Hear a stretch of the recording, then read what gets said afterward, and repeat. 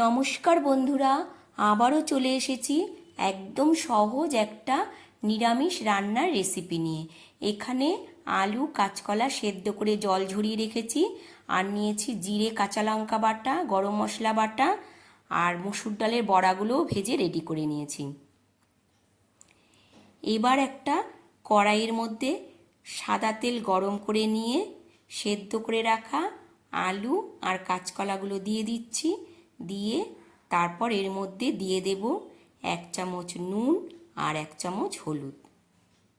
নুন আর হলুদটা দিয়ে খুব ভালো করে ভেজে নিতে হবে। দেখো একদম লাল করে ভাজা হয়ে গেছে। এবার অন্য একটা কড়াইয়ের মধ্যে আবারও একটু সাদা তেল গরম করে নিয়ে ছোট চামচের 1 চামচ সাদা জিরে আর একটা তেজপাতা দিয়ে দিলাম। একটু ভেজে নিলাম।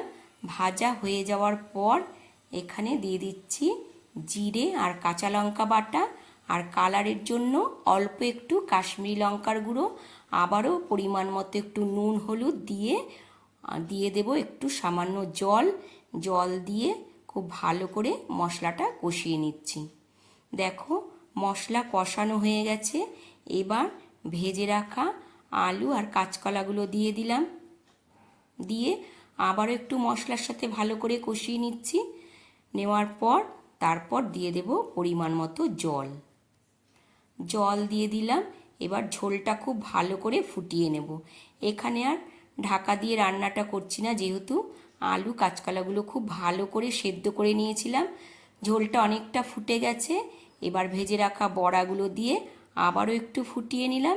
এবার ওপর থেকে দিয়ে দেব বেটে রাখা গরম মশলা। ব্যাস, তাহলেই আজকের রান্না রেডি হয়ে গেল, আলু কাঁচকলা দিয়ে মসুর ডালের বড়ার তরকারি। কেমন লাগলো বন্ধুরা আজকের রান্নাটা?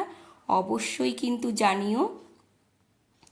এবার নামিয়ে একটা বাটির মধ্যে ঢেলে নেব, তাহলেই আজকের রান্না রেডি। প্রতিদিনের মতো তোমরা একটা লাইক কমেন্ট করে দিও ভালো লাগলে। আবারও তোমাদের সাথে দেখা হবে অন্য একটা রান্নার ভিডিওতে। ততক্ষণের জন্য ভালো থেকো।